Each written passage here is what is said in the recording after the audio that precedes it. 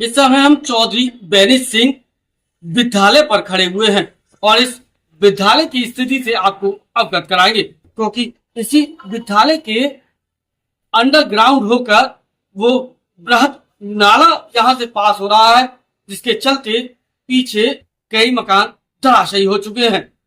आपको बताते चले कि इस नाले की वजह से इस स्कूल की भी स्थिति ठीक नहीं है। आप मेरे पीछे वो देखेंगे बोर्ड, उस बोर्ड पर साफ लिखा है बैनी सिंह वैदिक विद्यालय इंटर कॉलेज बालूगंज, और ये वो नाला है जो स्कूल के अंदर से बीचों बीच होकर जा रहा है।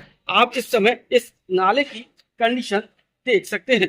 ये नाला जर्जर हो चुका है और ये नाला कभी भी भीषण हादसे का सबब बन सकता है। बड़ी बात यह है कि जब यहाँ से नाला निकला था तो उस समय क्या स्कूल बना हुआ था या फिर स्कूल बनने के बाद इस नाले का निर्माण यहाँ से कराया गया है, ये तो नगर निगम या फिर जिला प्रशासन बता सकता है। लेकिन खबर दिखाने का मकसद सिर्फ यही है कि अगर स्कूल के अंदर से अंडरग्राउंड नाला जा रहा है तो उसके चलते यहाँ की जो जमीन है वो पोली हो रही है, और इस जमीन के पोली होने के चलते कभी भी ये जो स्कूल है, स्कूल की बिल्डिंग भी धराशायी हो सकती है।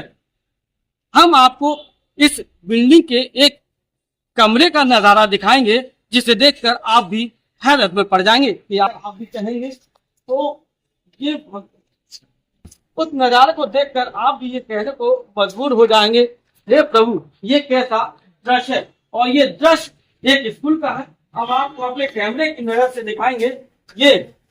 ये नजारा देखिए,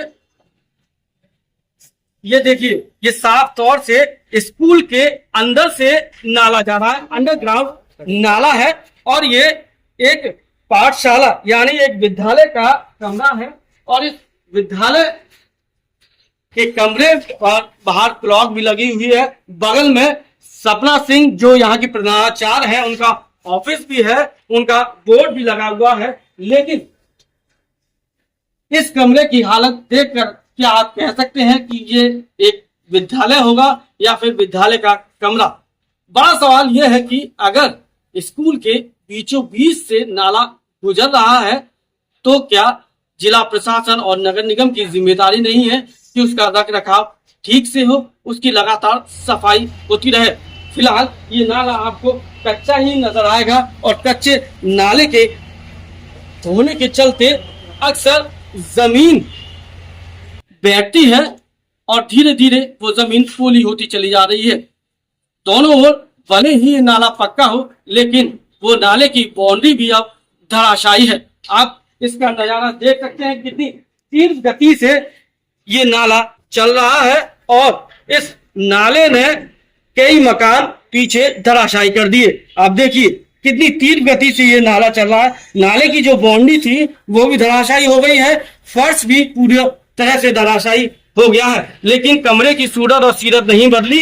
एक ब्लैक बोर्ड आपको यहाँ पर साफ तौर से दिखाई दे जाएगा, और जो कॉलेज के कमरे में जो फोटोज होती हैं अक्सर, वो फोटोज भी आपको दिखाई दे जाएंगी। आप देख सकते हैं कि इधर बैनी सिंह विद्यालय इंटर कॉलेज के तमाम पोस्टर यहाँ लगे हुए हैं, महात्मा गांधी का, जवाहरलाल नेहरू का, और सुभाष चंद्र बोस से लेकर कई जो हमारे देश के शहीद थे या फिर जिन्होंने देश की आजादी में अपना आंदोलन दिया था, यानी जिन्होंने देश की आजादी में अपना अहम योगदान दिया था, उन सब की तस्वीरें यहाँ इस कमरे में लगी हुई हैं। लेकिन बड़ा सवाल यह है कि क्या नाले के ऊपर विद्यालय होना चाहिए था?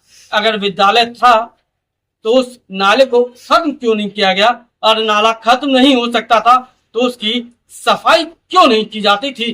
क्योंकि सफाई ना होने से ही जलभराव होता है, और जब कहीं पानी रुकता है तो कहीं ना कहीं से निकलने के लिए वो जगह जरूर बना लेता है, इसीलिए जमीन भी पोली होती है।